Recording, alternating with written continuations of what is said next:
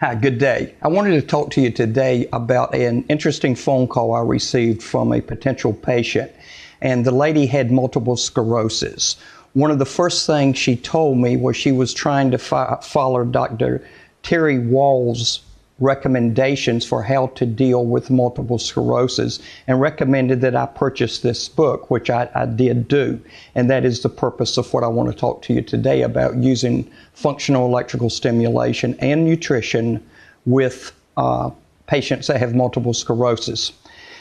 Basically, what this book was about is a tremendous amount of nutrition information. Now, one of the reasons that you need nutritional supplements or be careful of what you're eating is because anytime you're doing functional stimulation, or what is commonly referred to as muscle stimulation, you start requiring more nutrients, more hydration for your body. As an example, on our website you can type in Gion, G-I-O-N, Dr. Giovanni De Domenico.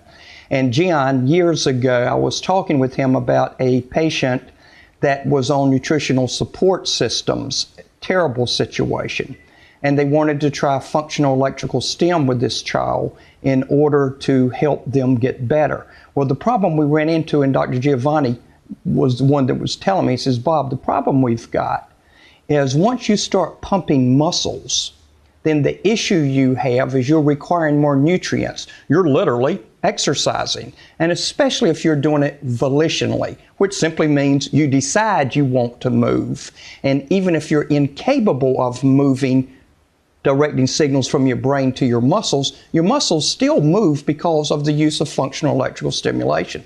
So he said, just be careful when you're doing that with any person that's on nutritional supplements just to exist, because the mere exercising requires additional nutrition. So always pay attention to that. This is what I thought Dr. Wahls did an extremely great job on, was explaining the nutritional components as well as telling you ways to change your nutritional requirements. What I wanted to do, though, was right now further expand upon what this book is about and what some of the information is about the use of functional electrical stimulation. First off is when this started, when Dr. Wahls started, she immediate diagnosis was relapsing or remitting multiple sclerosis, and then it later went down to what is called secondary progressive multiple sclerosis. Now remember, multiple sclerosis is one of these diseases that we call autoimmune disease. It is very similar to Alzheimer's. The processes are similar, as well as dementia. One of the issues you have in example this multiple sclerosis was Dr. Wahls was basically, at the point she started the nutritional and the functional electrical stim, she was incapable of walking, standing, and when you see the book you will see the situation she was in. And at that point she intervened trying to change things. Well, one of the processes that is discussed is functional electrical stim.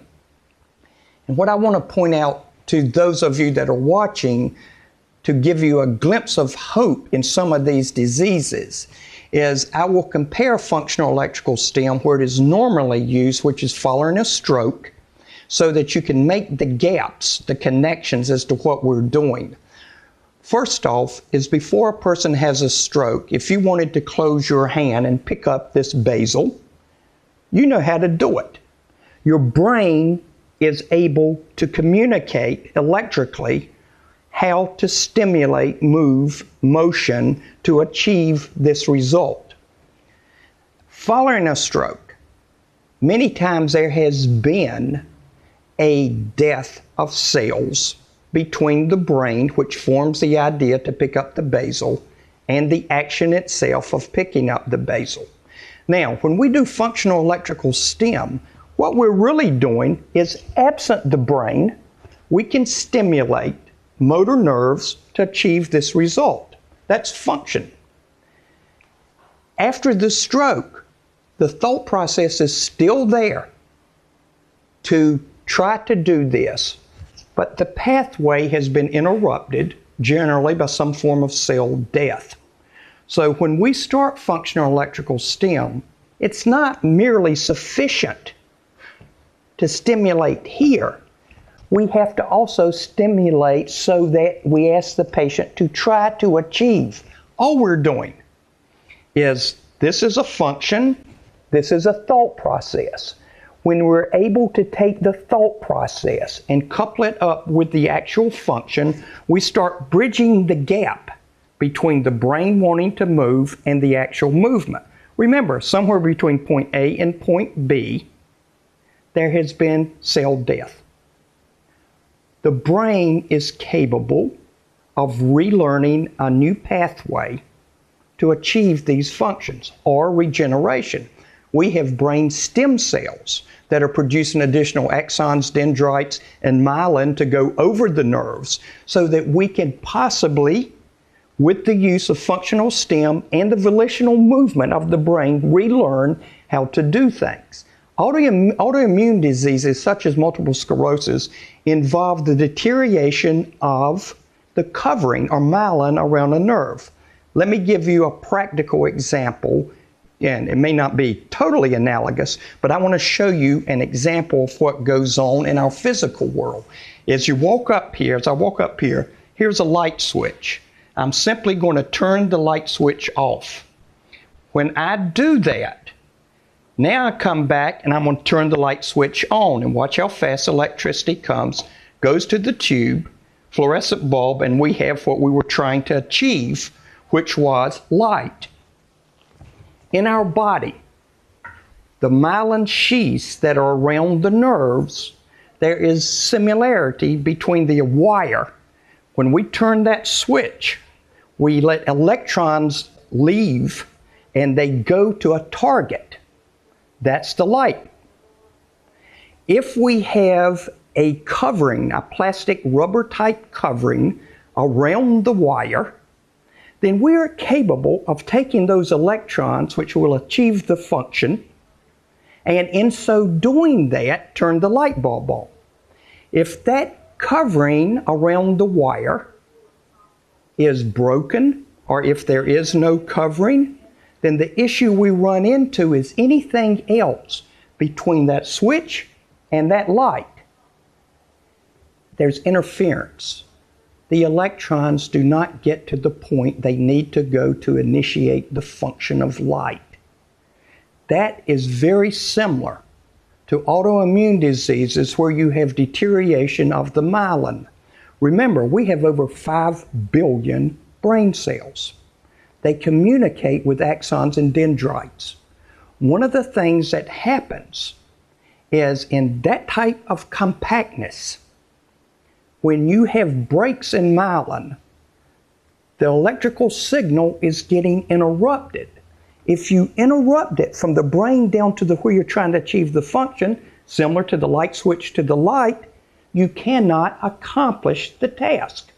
So that's where we get into functional electrical stem coupled with volitional intention to achieve a result. That's where this comes together, and that's where there's promise in multiple sclerosis and some other autoimmune diseases when you couple them with functional electrical stimulation. Now, I'm not trying to tell you this is rock hard science. It isn't.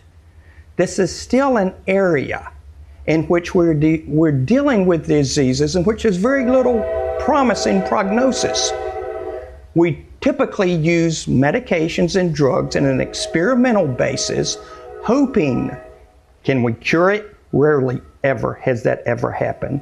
Can we slow down the progression, or can we restore the patient to a functional being where they can enjoy living and can enjoy the processes of life? That's what we're trying to do with functional electrical stem. Now, that's what I wanted to introduce to you right now, is the concept of myelin, how it acts as an insulator in our own body, similar to what we do physically in life when we're trying to move electrons from point A to point B. We use insulators to protect. Our body uses myelin to protect. That is one of the turning points that is happening in the treatment of multiple sclerosis. Now, I'm not going to tell you it's easy. It's not. You have to devote 2 to 3 months of serious functional electrical stimulation with the desire to get better and achieve that function and supplement it with nutrition. You have to pay attention. The body cannot heal if you do not input the necessary nutrients that are capable of self-healing. That's what this is about, and that's why later on you will see, as we advance, other ways to use functional electrical stim to achieve beneficial results. Thanks for watching the video.